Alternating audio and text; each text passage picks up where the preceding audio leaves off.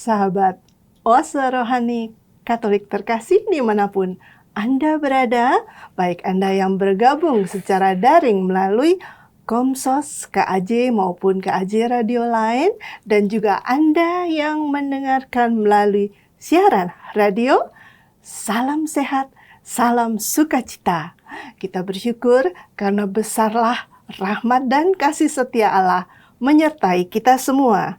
Jumpa lagi dalam acara Oase Rohani Katolik edisi hari ini bersama saya, Laurencia Fani, dan Romo Alfonsus Setia Gunawan Projo yang akan menemani Anda semua mendengarkan firman Tuhan dan juga akan menyimak inspirasi yang kita dapat dari permenungan yang akan disampaikan oleh Romo Gun.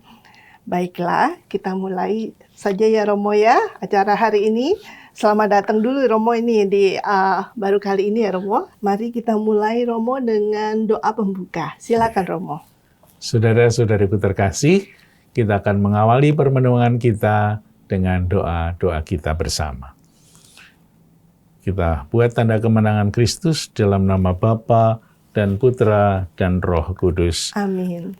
Allah Bapa yang Maha Kasih, kami bersyukur kepadamu karena Engkau berkenan mengumpulkan kami di sini untuk bersama-sama merenungkan firman-Mu yang menghidupkan. Engkau pernah bersabda kepada kami melalui Injil Matius 18 ayat 20, di mana ada 2-3 orang berkumpul dalam nama-Mu, Engkau berada di tengah-tengah kami. Sudah sejak lama, sejak zaman perjanjian lama, Engkau senantiasa hadir, menyertai, mendampingi, dan menguatkan iman seluruh umat Allah, hingga puncaknya pada Yesus Kristus sendiri. Maka kami mohon berkat-Mu, semoga dalam perjumpaan kali ini kami juga boleh merasakan kehadiran-Mu yang memberikan berkat kepada kami semua, sehingga iman kami semakin diteguhkan. Kami semua umat-umat yang lemah dan berdosa ini, mohon pengampunan-Mu, karena kami sering kurang mendengarkan sabda-Mu dengan baik. Kadang-kadang kami punya telinga, tetapi tidak dipakai untuk mendengarkan. Kami punya mata, tapi tidak untuk melihat yang bagus.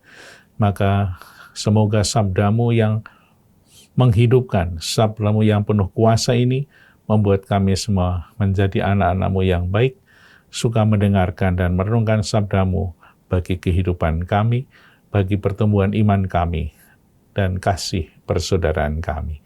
Demi Kristus Tuhan dan pengantara kami. Amin. Dalam nama Bapa dan Putra dan Roh Kudus. Amin. Sahabat terkasih, kita mulai dengan antifon pembuka. Terpujilah Engkau Tuhan, Allah leluhur kami.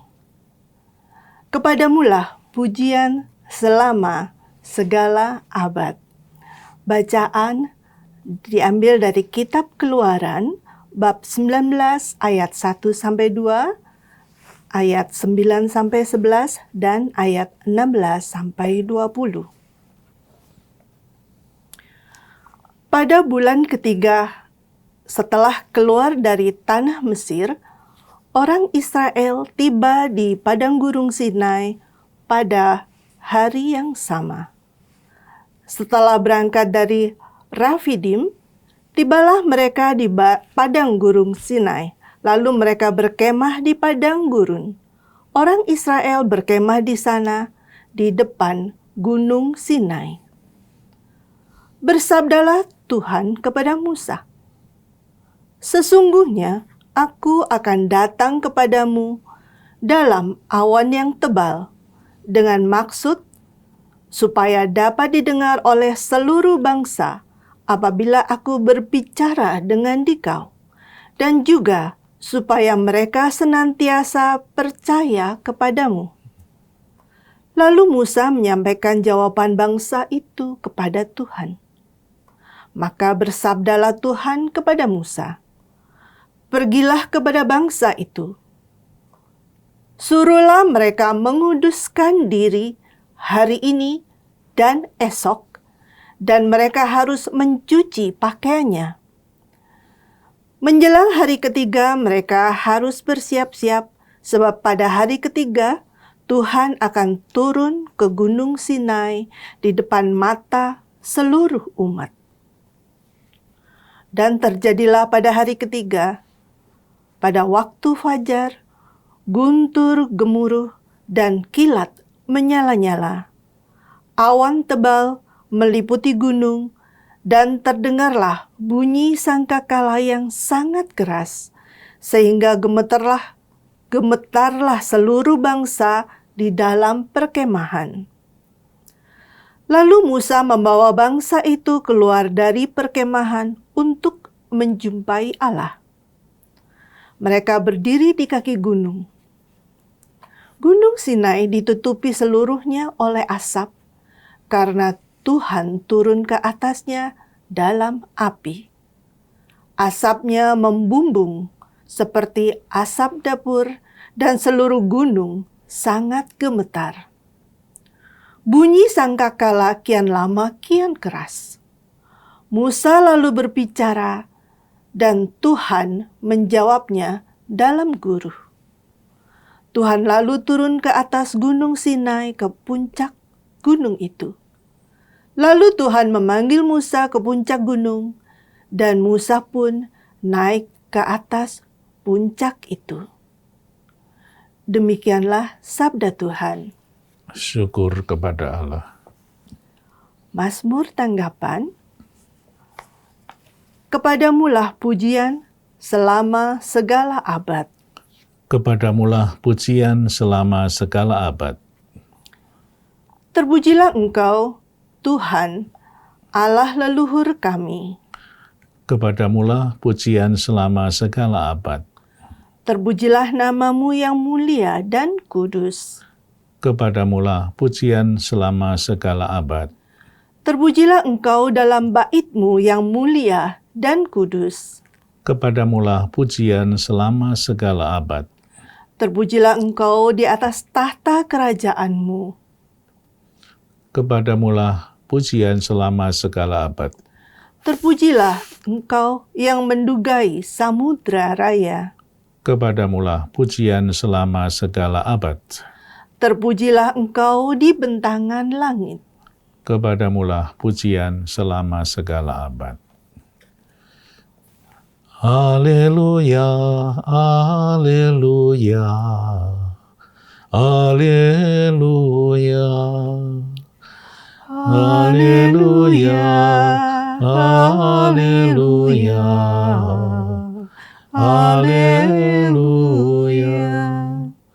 Terpujilah Engkau Bapa Tuhan langit dan bumi, sebab misteri kerajaan Kau nyatakan kepada orang kecil.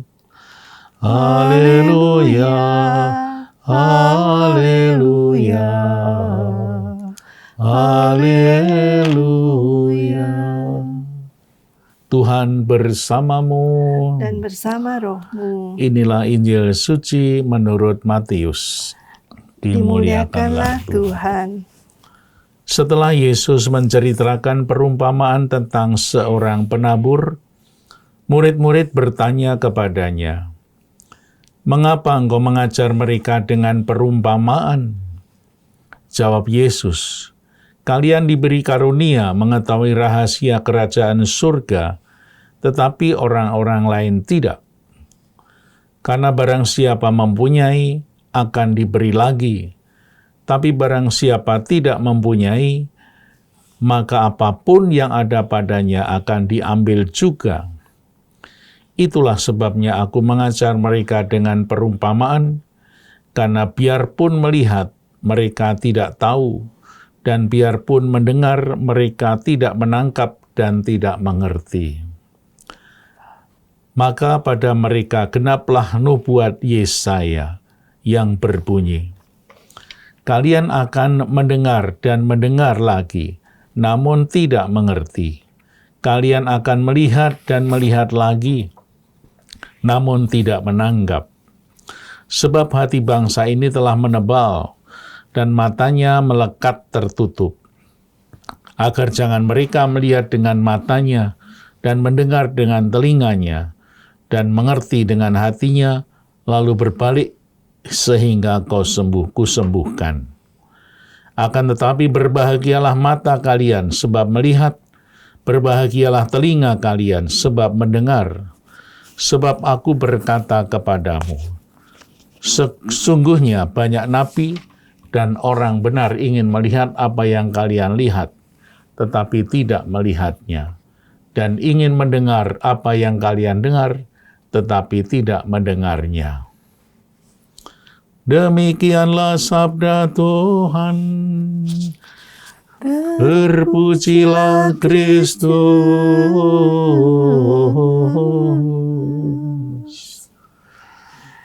Demikian, sahabat Oase Rohani Katolik yang dikasihi Tuhan, kita sudah menyimak firman Tuhan.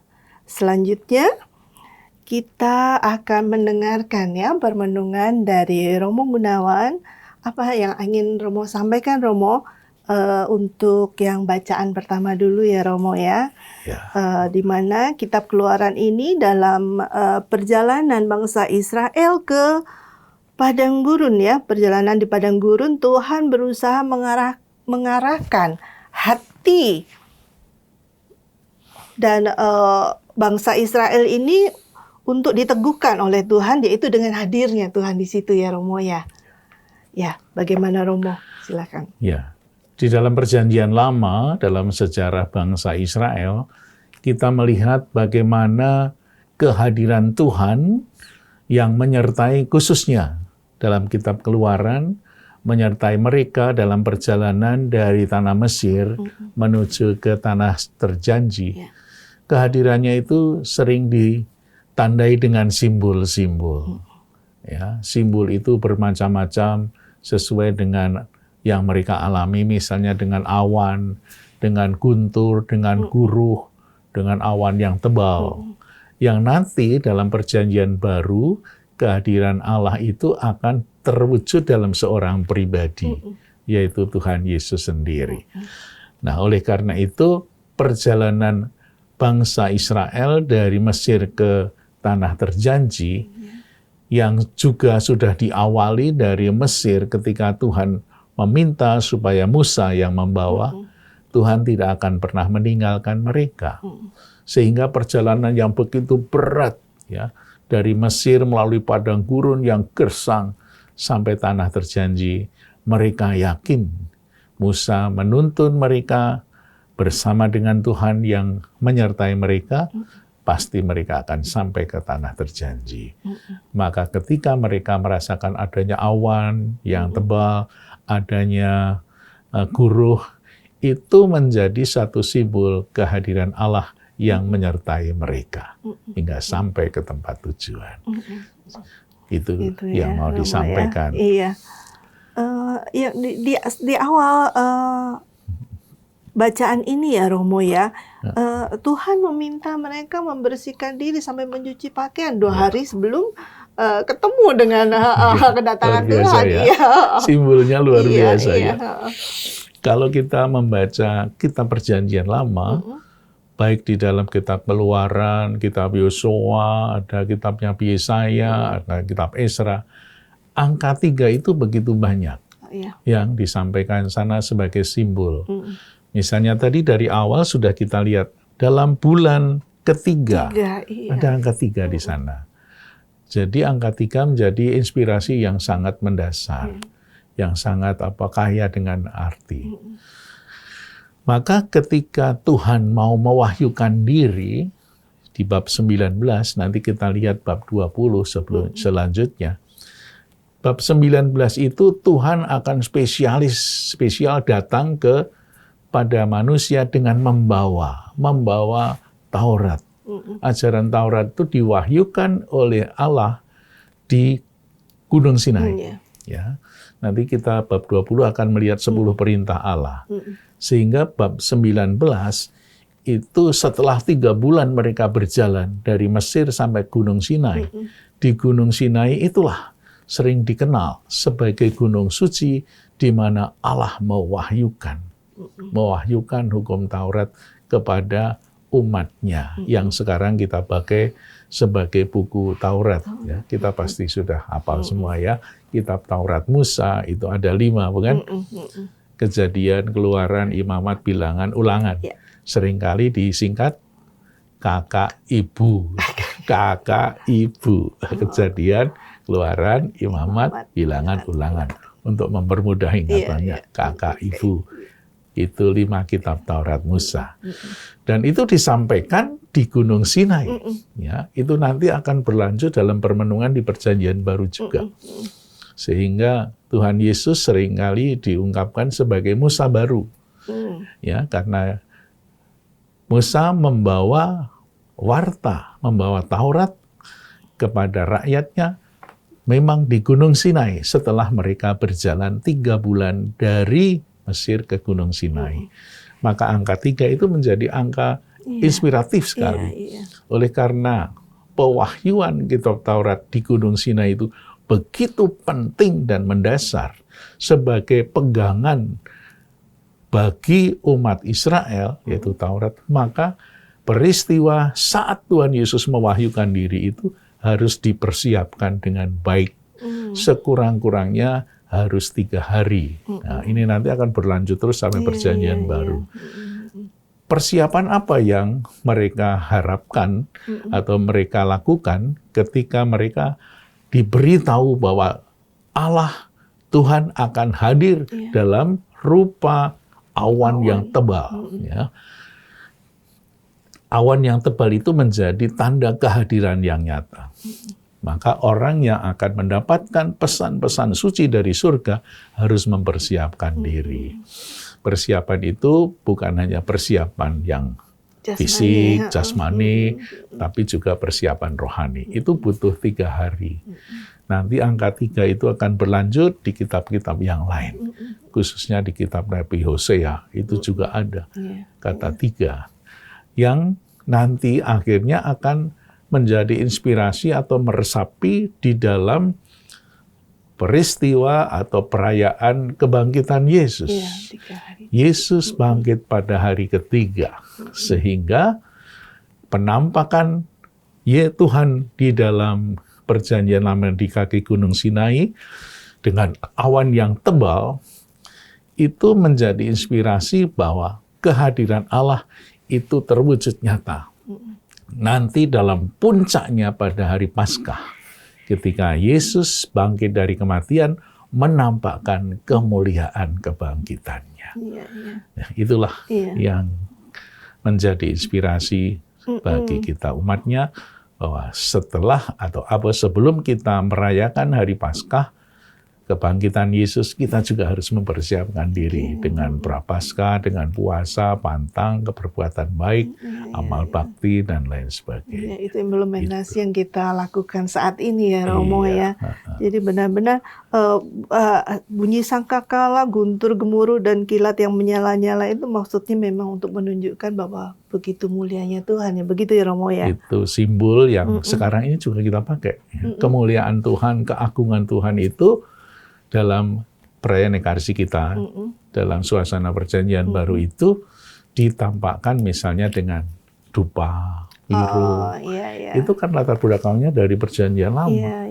Bagaimana kehadiran Tuhan itu dengan awan, dengan asap, dengan kebul-kebul itu tanda keagungan dan kemuliaan Allah. Maka saat kita semua merayakan Ekaristi, itu ada wiruk, itu tanda bahwa saat itulah kita menghayati Tuhan hadir di sini. Kehadiran Tuhan diperkuat, dinyatakan lebih agung lagi dalam tanda-tanda suci.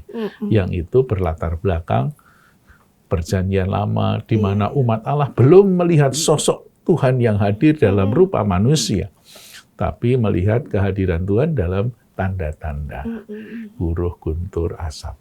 Yang berpuncak nanti nubuat-nubuat Perjanjian Lama terwujud dalam kehadiran seorang pribadi, Tuhan Yesus sendiri. Nah, Romo, kita harus menyadari ya, enggak cuma di gereja gitu ya Romo ya, atau kita lagi baca, oh iya Tuhan begini. Kalau untuk kehidupan kita sehari-hari ini Romo, bagaimana sih caranya? Tuhan tuh hadir loh sebenarnya gitu. Kita kadang-kadang juga memang tidak terlalu mudah untuk menghayati kehadiran Tuhan ya. Maka butuh bantuan-bantuan, butuh tanda-tanda, butuh sarana-sarana untuk menghayati kehadiran Tuhan. Maka kita sebagai orang Katolik, kita bersyukur banyak tanda yang kita punya. Misalnya dengan salib. Ya, kalau kita betul-betul serius ya, memandang salib Tuhan kita Yesus Kristus sebagai sarana doa, itu luar biasa. Yesus berbicara dalam keheningan kita. Misalnya kita berdoa pakai salib, pakai patung Bunda Maria, pakai lilin, itu berbeda dengan kalau sepi-sepi aja. Oleh karena itu gereja kita begitu kaya dengan tanda-tanda dan simbol untuk menghayati kehadiran Tuhan. Yang paling mendasar atau paling kuat dalam simbol adalah saat perayaan Ekaristi. Kita mempunyai, semua gereja mempunyai tempat adorasi, di mana kita meyakini, seyakin-yakinnya dari awal, karena Tuhan Yesus sendiri yang bersabda, terimalah, makanlah, ini tubuhku. Dia mengatakan, ini tubuhku. Bukan ini tubuhku, tapi ini tubuhku, ini darahku. Maka tanda-tanda itulah yang mengajak kita semua untuk menghayati kehadiran Tuhan lebih agung lagi. Ya, salib, lilin itu berbicara banyak bagi kita semua untuk menghayati kehadirannya. Ya.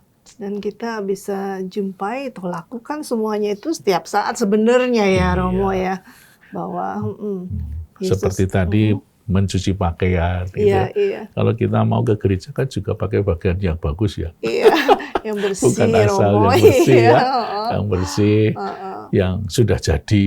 Iya, sudah nggak sobek-sobek ya.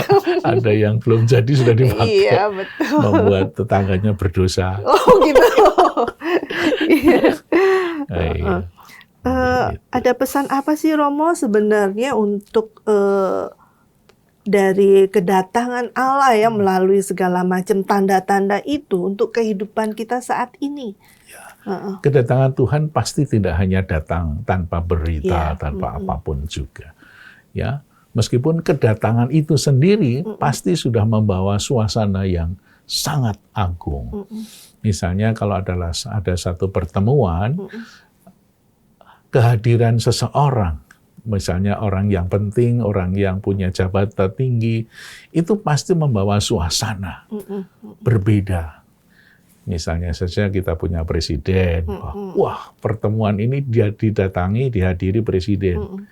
Wah mereka bersenang-senang, bersukacita, suasana beda.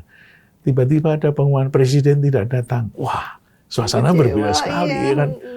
Nah oleh karena itu kita sebagai umat Kristiani dengan kisah tentang kehadiran Allah secara spesial pada waktu itu, menjelang hadirnya hukum Taurat kepada bangsa, mereka dipersiapkan dengan baik. Ya, dan kehadiran Allah dalam Taurat itu membawa suasana yang berbeda, sehingga mereka mempunyai pegangan. Taurat menjadi pegangan utama bagi orang-orang Israel. Yang bagi kita umat Kristiani, itu semua kita pakai sebagai latar belakang persiapan untuk kedatangan Tuhan. Maka kehadiran Allah itu tidak hanya hadir, tapi bahkan seperti presiden datang berpidato, presiden datang memberikan arahan, begitu juga Tuhan kita yang datang memberikan Taurat yang dibawa oleh Musa, memberikan ketetapan-ketetapan berupa 10 perintah Allah. Nanti kita baca dalam bab 20. Sesudah ini kemudian lanjutnya kan turunnya 10 perintah Allah, 2 loh batu, yang akhirnya dibawa terus dari Gunung Sinai sampai ke Bait Suci. Luar biasa itu digotong. Sehingga mereka menghayati kehadiran Tuhan, dan Tuhan memberikan pedoman-pedoman dalam hidup mereka, sehingga mereka punya pegangan, punya aturan, untuk mencapai sebuah kesempurnaan hidup, kesucian, dan juga kedekatan dengan Tuhan. Iya. Kita break dulu ya Romo ya.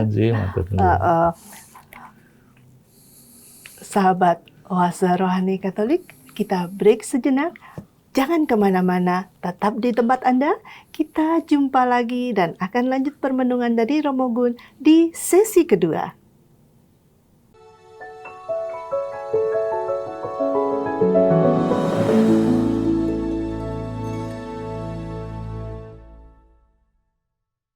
Sahabat terkasih, terima kasih untuk kesetiaan Anda masih bersama kami di acara Oase Rohani Katolik sesi kedua. Masih bersama kami Romo Gunawan yang akan melanjutkan permenungan di sesi kedua ini.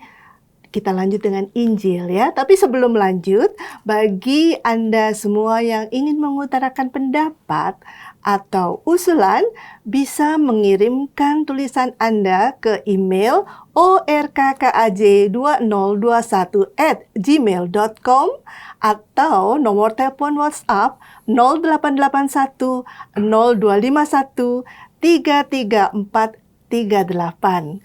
Mari kita lanjut, Romo. Nah, ya Romo, tadi kita sudah berbincang ya. Kami sudah mendapatkan banyak insight ya Romo ya di bacaan dari kitab Keluaran. Sekarang kita lanjut ke Injil Suci menurut Matius, Romo. Ini Yesus menggunakan perumpamaan ya untuk mengajar, selalu begitu, dan juga mengutarakan tentang indera, indera manusia yang tidak berfungsi begitu, bukan indera dia ya Romo. Bagaimana nih Romo? Silakan Romo. Kita melihat secara global ya dalam Injil Matius. Seperti tadi dalam kisah Perjanjian Lama ada Musa.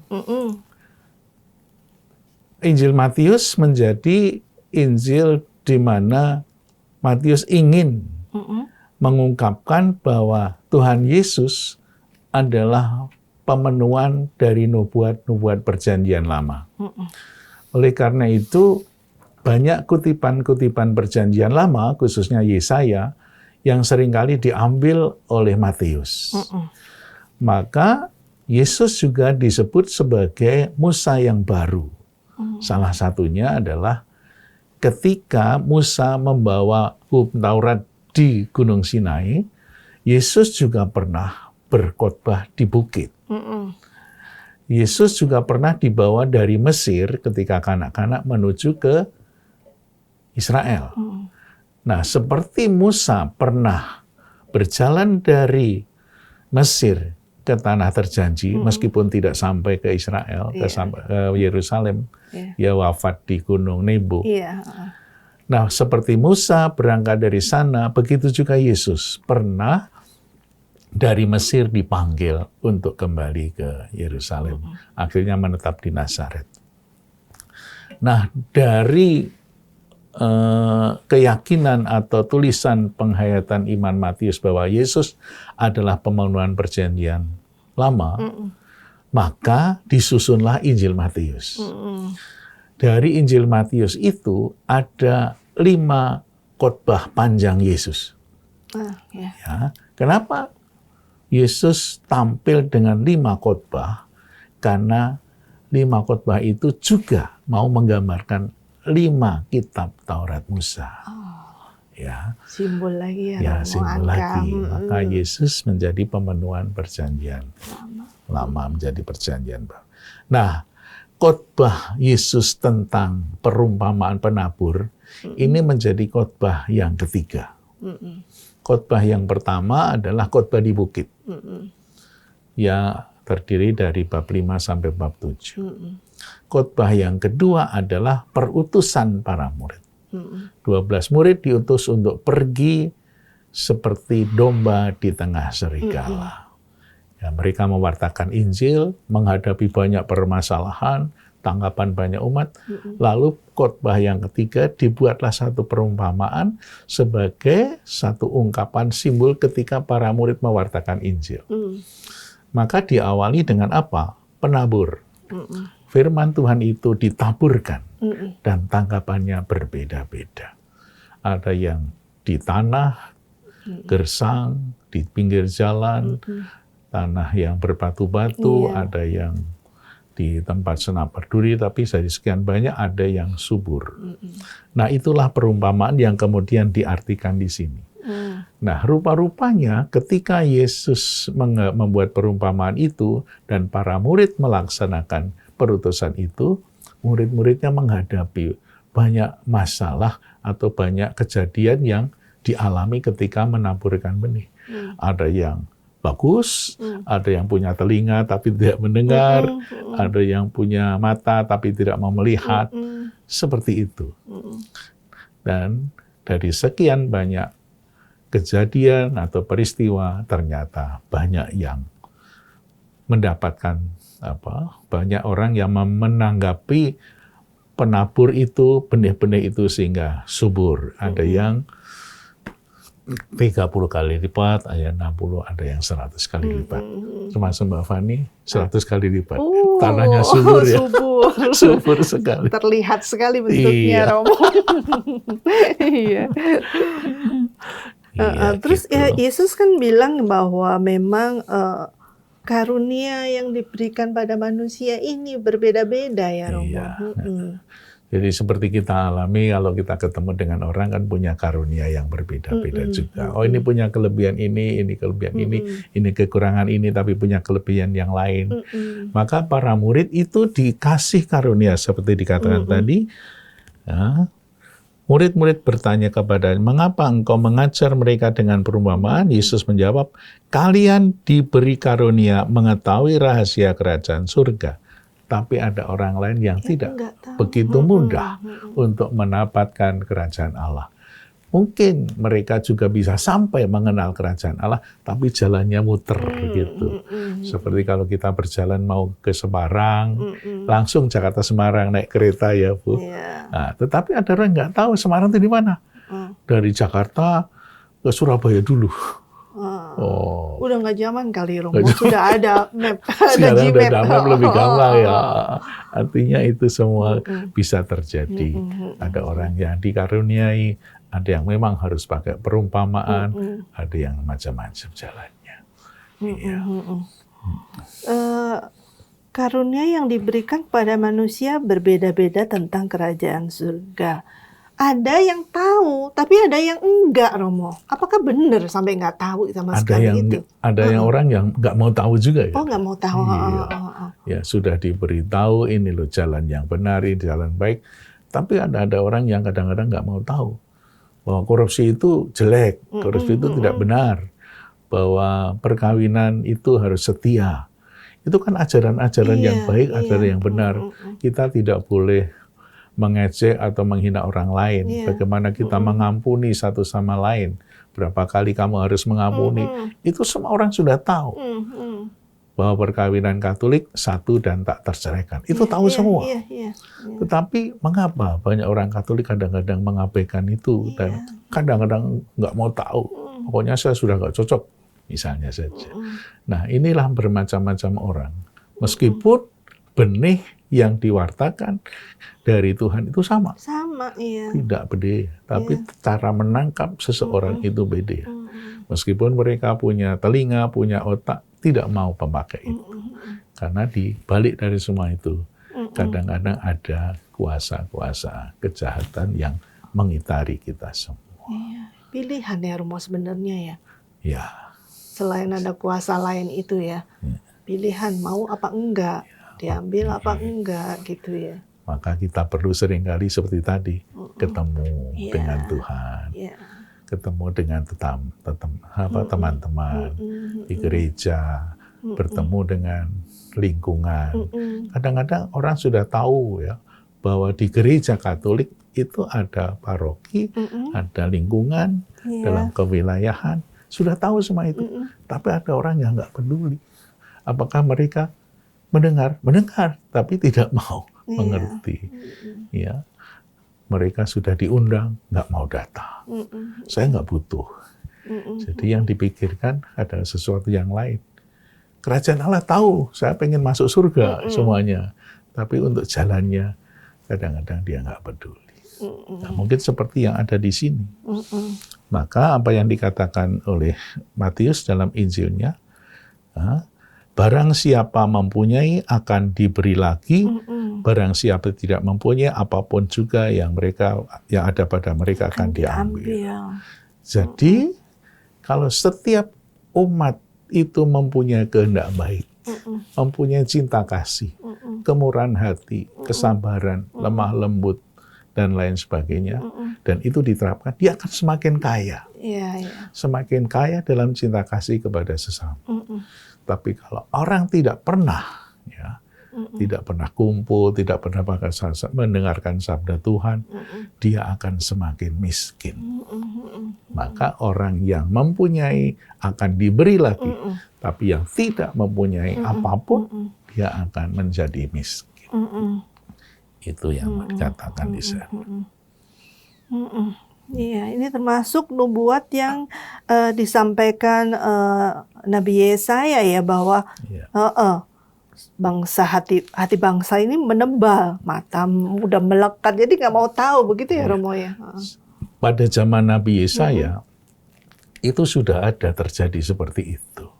Ya, jadi kalau Matius mengutip Perjanjian Lama kitab Nabi Yesaya, apa yang dulu terjadi sekarang terjadi lagi. Ya, dan kutipan ini tidak hanya diambil dari Matius, di dalam teks lain itu juga diambil. Karena memang suasana atau mungkin peristiwa itu terjadi sejak zaman Perjanjian Lama, juga zaman Perjanjian Baru, dan mungkin sekarang ini juga. Maka bagi kita semua, untuk yang mempunyai hati, membuka hati, marilah kita semua membuka diri untuk sebuah rahmat dan ajaran Tuhan yang begitu memperkaya hidup kita, sehingga kita semakin kaya dalam Tuhan, dalam iman, dalam persaudaraan. Maka kalau diundang ke lingkungan, datang ya Bapak Ibu ya. Kalau diajak ngobrol-ngobrol di lingkungan, membaca kitab suci. Karena kalau kita tidak pernah membaca kitab suci sebagai senjata kita, ya, kita tidak akan pernah menjadi kaya. Kita akan selalu miskin. Dan kita tidak boleh mengatakan baca kitab itu sulit gitu ya. Sebetulnya tidak terlalu sulit. Baca saja. Nanti kan lama-lama ngerti. Diulang-ulang ya Romo ya. Kalau ngerti diulang lagi gitu. Iya Romo, terima kasih ya Romo, inspirasinya yang sudah memberkati kami semua. Apa Romo ada closing statement untuk pesan-pesan pada sahabat Oase Rohani Katolik? Para sahabat Oase Rohani Katolik, hari ini kita mendapatkan satu pesan yang indah dari Tuhan. Yang pertama, bahwa Tuhan itu senantiasa hadir di tengah-tengah kita. Seperti yang diungkapkan dalam Matius tadi, di mana kita berkumpul dalam nama Tuhan, pasti Tuhan hadir. Ya, maka itu seringkali ada joke, di mana ada 2 orang berkumpul atau 3 orang berkumpul dalam nama Tuhan, Tuhan hadir. Kalau berkumpul-kumpul tanpa nama Tuhan, setan yang hadir. Iya. Nah, maka kita mencoba menghadirkan Tuhan dalam setiap peristiwa hidup kita. Misalnya saja dalam doa, dalam ke gereja, dalam perjumpaan kita. Dan semoga perjumpaan kita, iman kita semakin tumbuh. Dengan perjumpaan kita, kita menjadi peduli pada Tuhan dan pada sesama, pada gereja kita. Kita punya gereja Katolik sebagai pemersatu kita semua. Sehingga kita tidak hanya menjadi Katolik seorang diri, tetapi Katolik itu artinya umum, kebersamaan. Maka kita bangga menjadi Katolik kalau kita bisa bersama-sama dalam perjalanan kita menuju ke Bapa. Semoga kita semua semakin beriman dalam Tuhan. Iya, amin Romo. Semoga sahabat Oase Rohani Katolik terkasih, sampailah kita di penghujung acara dan akan ditutup dengan doa penutup oleh Romo dan kita mohon berkat melalui Romo ya Romo. Silakan Romo. Dalam nama Bapa dan Putra dan Roh Kudus. Amin. Tuhan, terima kasih kalau kami boleh mendengarkan suara-Mu melalui penulis-penulis kitab suci. Pasti itu bukan karena kebetulan kami mendengarkan dari tempat ini, tapi Engkau sendirilah yang menuntun kami, sehingga kami boleh disegarkan oleh semangat kasih, oleh ajaran-ajaran-Mu yang menguatkan kami. Semoga apa yang boleh kami renungkan hari ini menjadi penyegaran bagi iman kami, menjadi penyemangat bagi kami untuk tetap setia mengabdi kepadamu di dalam gereja, di dalam wilayah dan lingkungan kami. Karena di sanalah kami boleh berkomunikasi, komunikasi iman yang menyejukkan, yang menguatkan dan membangun kebersamaan, membangun kehidupan rohani kami. Kami persembahkan seluruh niat baik hati kami ini ke dalam tangan-Mu, Kau yang hidup dan berkuasa sepanjang segala masa. Semoga kita semua diberkati oleh Allah yang Maha Kuasa, Bapa dan Putra dan Roh Kudus. Amin. Amin. Tuhan memberkati. Terima kasih kami ucapkan kepada Romo Gunawan Projo dan para sahabat setia Oase Rohani Katolik terkasih untuk kebersamaan kita sepanjang acara edisi hari ini. Semoga kita dimampukan untuk selalu membawa kabar sukacita bagi sesama kita. Salam damai.